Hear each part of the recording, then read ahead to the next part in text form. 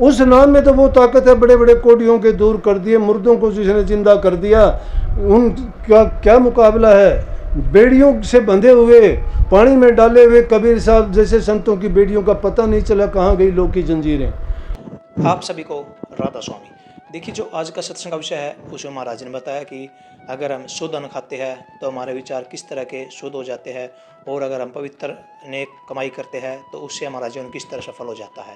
और साथ ही महाराज ने बताया कि नाम क्या है और नाम की ताकत क्या होती है, नाम किस तरह हमारे बड़े बड़े कार्य को निकाल देते हैं, किस तरह हमें बड़ी बड़ी मुसीबतों से निकाल देते हैं, और नाम से हमारे जीवन का किस तरह भला हो सकता है। ये सब बातें महाराज ने सत्संग में बताई है। तो चलिए आपका कीमती समय लेते हुए सत्संग को शुरू करते हैं। कृपया सत्संग को अंत तक सुनकर, पूरा सुनकर पुण्य भागीदार अवश्य बनिए। राधा। और उसमें किसी छोटे बड़े की वो बात सुनते भी नहीं है, अगर क्योंकि उनको आदत वो नहीं बनाई हमने।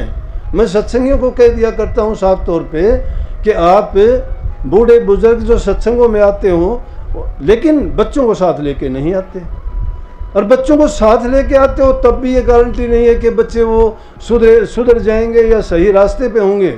अरे तुम उनको 10 साल तक साथ रखते हो, लेकिन एक दिन जिस दिन भी उनको वो ऐसी संगति मिलेगी कि वो 10 साल का तुम्हारा कराया 2 दिन में मड़िया मेट कर देंगे और वो भी बुरे रास्ते पे चले जाएंगे। क्योंकि ऐसे केसेस मेरे पास आते हैं, मैं रोज़ाना देखता हूँ ऐसे कि उनको बेचारे माँ बाप परेशान हैं उनसे। माँ बाप अपने बच्चे के लिए, अपनी संतान के लिए सब कुछ अपना लगा देता है, पूरा जीवन उनके लिए वो झूठ भी बोलता है, बेईमानी भी कर लेता है, अब रात दिन उनके लिए मेहनत भी करता है, अपने खून का पसीना बना के बहाता है, उनको अच्छा खाने को देता है, अच्छे पीने को देता है, अच्छा रहने के लिए देता है, उनको प्यार से सींचता है, वो अपना सब का सब उसके अंदर डाल देता है। और वो फिर क्या करते हैं, वो उनके साथ धोखा करते हैं। वो उस माँ बाप की जो उन्होंने उनके लिए किया था उसको मड़िया मेट करते हुए 2 मिनट नहीं लगाते, माँ बाप खड़े देखते रह जाते हैं, उनके पास ज़िंदगी में कुछ बचता नहीं है। धर्म की बात तो हम जब करें कि जब हमारा पारिवारिक जीवन, व्यक्तिगत जीवन सही हो। व्यक्तिगत जीवन में देखोगे, आप भी सब सत्संग सुनने के लिए तो यहाँ आते हो, बहुत आते हो, खुशी की बात है, लेकिन बाहर जाने के बाद में आपका व्यवहार क्या रहेगा? यहाँ से निकलते ही आपकी वही एक दूसरे की निंदा करना, बुराई करना, बुरी आदतें। अरे यहाँ तो अच्छी बातें सीखने के लिए बुलाते हैं आपको। इतनी तकलीफ उठा के आए हो, इतना गर्मी का मौसम है, परेशानी उठाई है, लेकिन उस वचन की कीमत और कदर को वो समझेगा कि जिसने या तो कभी आजमा के देख लिया, या जिसकी श्रद्धा, यकीन और विश्वास पक्का है, या जिसके संस्कार बहुत सही हैं, या जो एक अच्छे परिवार से आया। लेकिन अगर कोई आता है कि मैं देख के आऊँगा, मैं उनके लिए मेला रहेगा, ये उनके लिए कोई ज्ञान नहीं है, कुछ नहीं है। क्योंकि समझाने से ज्ञानी समझदार आदमी समझता है, मूर्ख आदमी को समझाने का कोई फायदा नहीं, वो समझता नहीं है। लाख बात भी कहोगे तो भी नहीं समझेगा। उनको समझने का उनका तरीका ही दूसरा होता है। सत्संगों में आके आदमी का जीवन अगर पलटीने, सत्संग नाम बदलने का है, हम बदले नहीं। क्योंकि संसारी जीवन में तो हर प्रकार की हमें ऐसी आदतें पड़ जाती हैं कि जिनको छोड़ना बड़ा मुश्किल हो जाता है। लेकिन सत्संग में जब जाते हैं और महापुरुष अपने वचन हमें बताते हैं कि ऐसा करो तो तुम्हारा जीवन सुधर जाएगा, लेकिन ये सोचो कि छल कपट, बेईमानियाँ, धोखाधड़ी अगर नहीं करेंगे तब भी हमारा जीवन चलेगा। पवित्र जीवन जीने के लिए इंसान अगर अच्छी बातों को अपना लेता है तो वो निर्भय हो जाएगा। उसको डर नहीं होता, भय नहीं होता। उसके जीवन में उन अच्छे गुणों की, जो चीज़ जैसी भी खाओगे, जिसकी जो तासीर होगी वैसा ही गुण आप में भर देगा। जो अगर चीज़ बुरी खाई है तो हमें उसके बुरे गुण हमारे अंदर आएंगे, अच्छी चीज़ है तो अच्छे गुण आएंगे। बल्कि मैं तो कहता हूँ कि बनाने वाले के अगर विचार खराब हैं और वो उसको भोजन परोस के भी देता है, बना के देता है, या पास भी बैठता है, तो उसके विचार उसमें चले जाएंगे। इसलिए खाना बनाते वक्त इंसान के अच्छे विचार होने चाहिए, खिलाते वक्त अच्छे विचार होने चाहिए, और उसके कमाते वक्त तो और भी शुद्ध और पवित्र उसकी कमाई होना चाहिए। जिसको खाने मात्र से, अब क्यों कहते हैं आश्रमों में जाके, कोई कहता है सब्जी बहुत अच्छी बनती है, कोई कहता है कढ़ी बहुत अच्छी बनती है, कोई कहता है रोटी बहुत स्वाद बनती है, ऐसी घरों में नहीं बनती। अरे घरों में तो खाना बनता है, घरों में तो रोटियां सब्जी बनती हैं, आश्रमों में रोटियां सब्जियां नहीं बनती। आश्रम में बनाने वालों के विचार और ख्यालात देखो, उन्होंने किस ख्यालात से बनाई हैं वो चीज़ें। उन्होंने नाम को जपते हुए, नाम का सुमन करते हुए, उनके ख्यालात और भावना को उसमें जो उनका ख्याल था वही तो उसमें भर दिया गया। उनमें प्यार है, सेवा है और उनमें श्रद्धा विश्वास है। उसको जब तुम खाते हो आनंदित हो जाती है, तुम्हारे विचार बदल जाते हैं। उस खाने में मज़ा, आनंद अलग ही प्रकार का होता है। इसीलिए कही कि हरि का जो नाम है कि वो बहुत महंगे मोल का है, उसको अपनाना बड़ा कठिन है। जिसके पिए से अमर हो जाता है।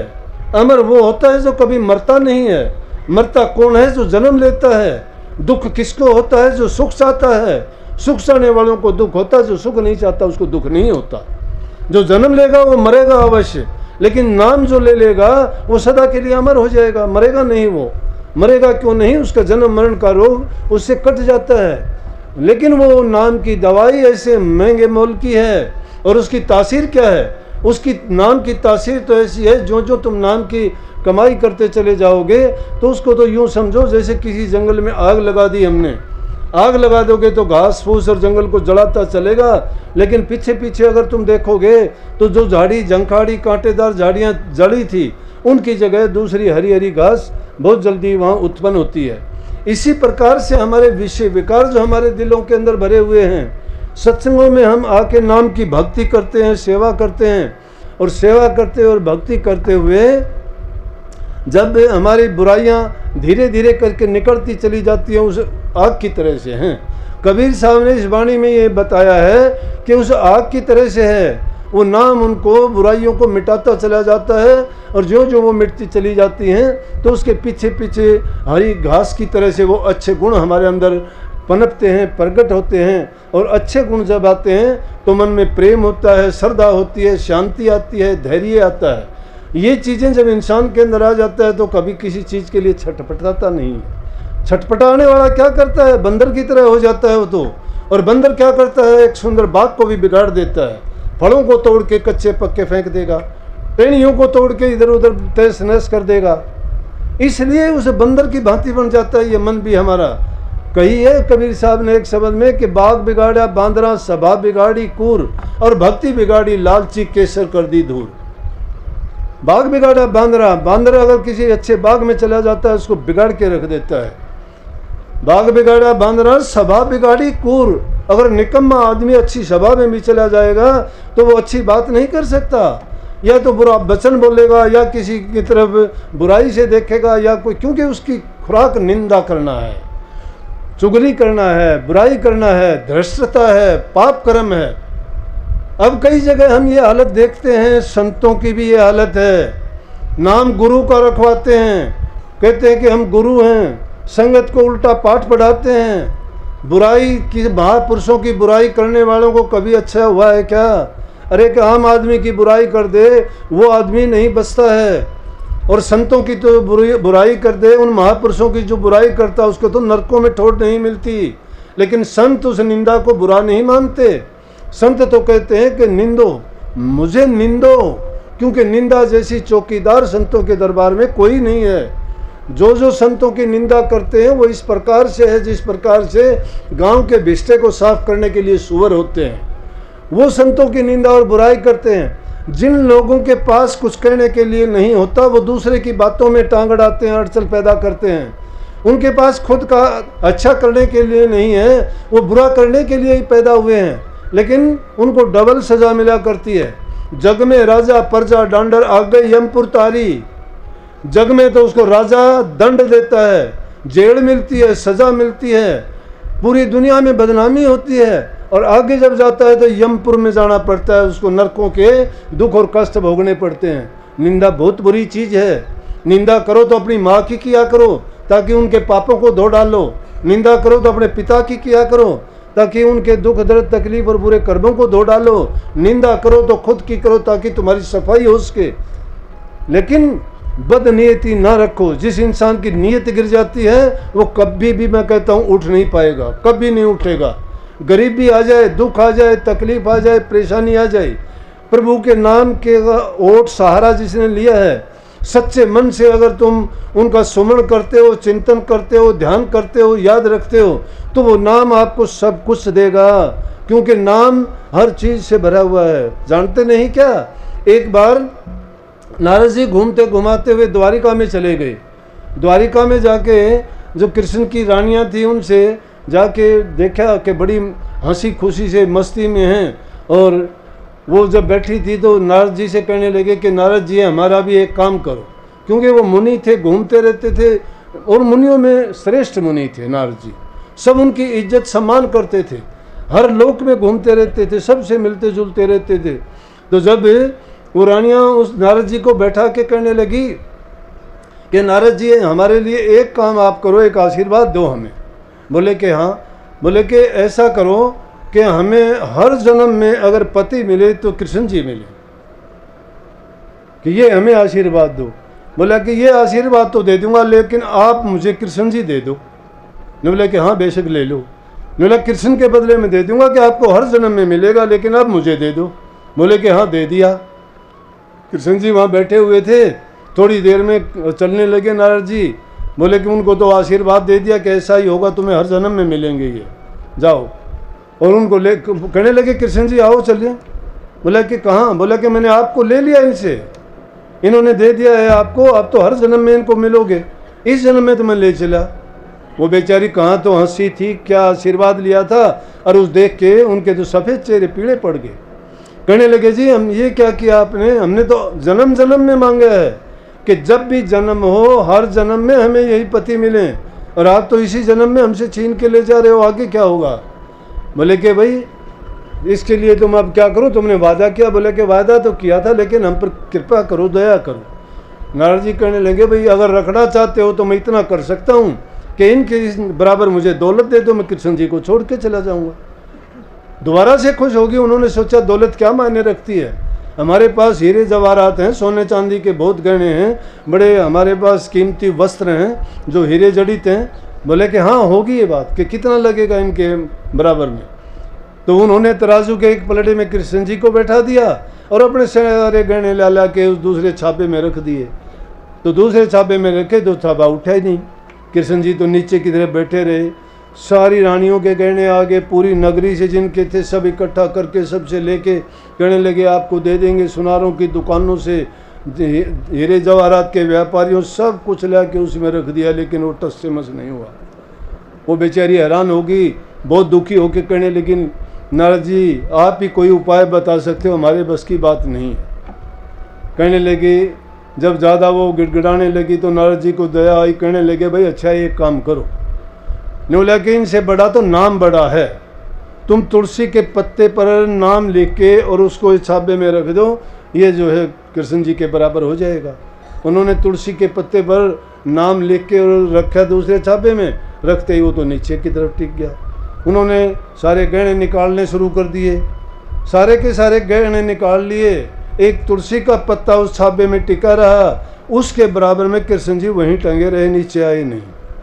तुलसी का एक पत्ता उस राम नाम के लिखने के कारण, लेकिन वो राम नाम आम राम नाम नहीं था। दीवारों पर आप भी बहुत लिख देते हो, राम राम राम राम राम राम बहुत लिखते हो, कागज़ों में बहुत कुछ लिखते हैं। एक दो लड़का मेरे पास आता, उसने इतनी बड़ी बड़ी डायरी भर रखी है, राधा स्वामी राधा स्वामी राधा स्वामी। तो यूं लिखने से क्या होगा?